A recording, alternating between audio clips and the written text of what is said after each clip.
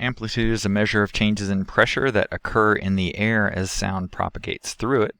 Intensity is a measure of power per unit area, the amount of energy extended over a second. There's a logarithmic relationship between amplitude or intensity and loudness, our perception of amplitude or intensity. Intensity increases much faster than amplitude.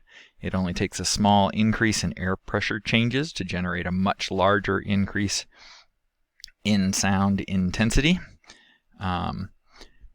Perception of changes in intensity is dependent on the intensity level itself.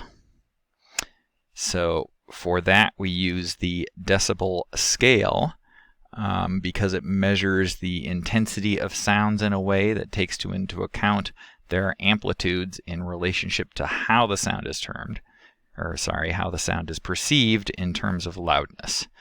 This is named after Alexander Graham Bell. The decibel scale is a logarithmic scale. Because of the logarithmic nature of the dB scale, we have to specify what reference is being used. In speech, the typical reference is called sound pressure level, and has a value of 20 micropascals. In audiology, the reference is frequency dependent and is relative to the normal hearing, so that's called dBHL. There's a non-linear relationship between amplitude and loudness. Each time we increase by 6 dB SPL, we have a doubling of the physical amplitude. A 10 dB increase corresponds to a doubling of loudness, our perception of amplitude. So by using a logarithm, the decibel scale takes into account these physical and perceptual differences and provides a more accurate scale of how loud something sounds. So here is that logarithmic relationship, and unlike a linear relationship, a change on the x-axis in a logarithmic relationship has a different effect depending on what your x value is. So you see as this curve goes off to the right, it flattens out, which means we need bigger and bigger changes in pressure before we can get a change in dB.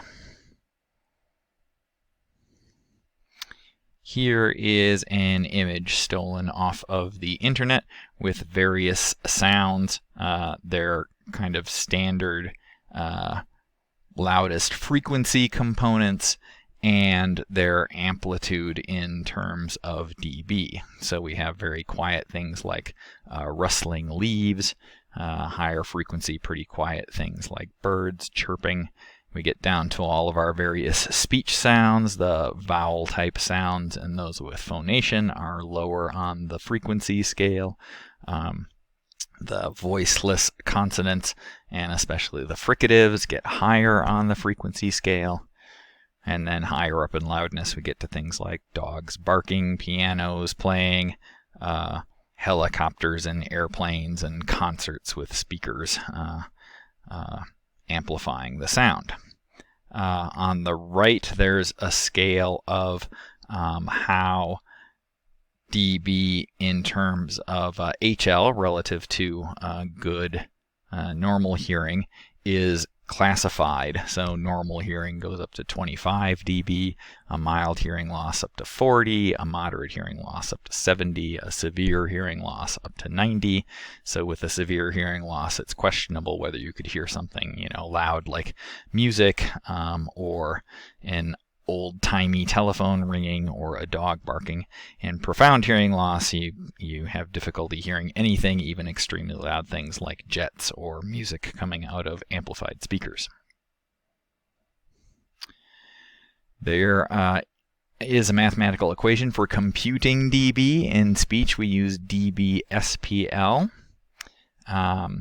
The value of dB SPL is 20 times the logarithm of the ratio of the sound to the reference pressure, where the reference pressure is going to be 20 micropascals.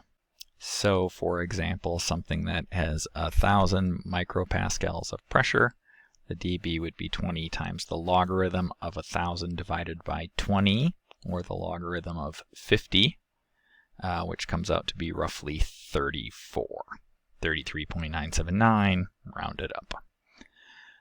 So if I was to ask you to compute the dB for 50,000, I need to get my calculator handy. I would take 50,000 divided by the reference pressure of 20. That gets me 2,500.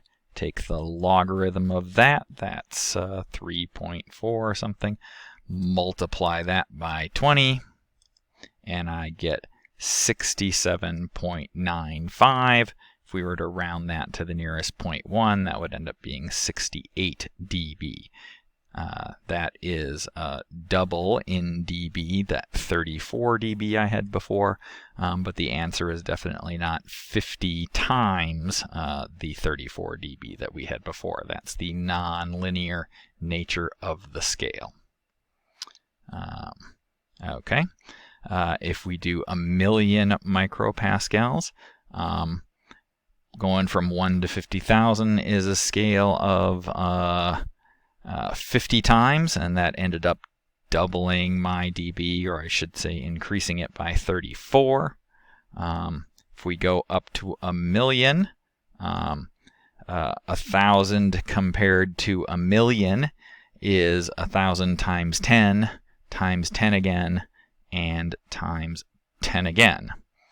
Each time we multiply the pressure by 10, our dB increases by 20, so that would end up being a total of plus 60 dB more.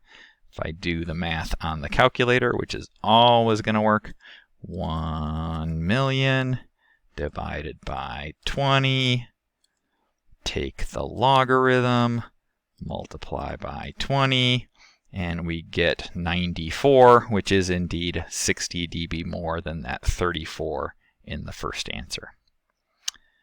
One interesting thing to note about the dB scale is that because of the ratio and the logarithm, 0 dB is not no sound.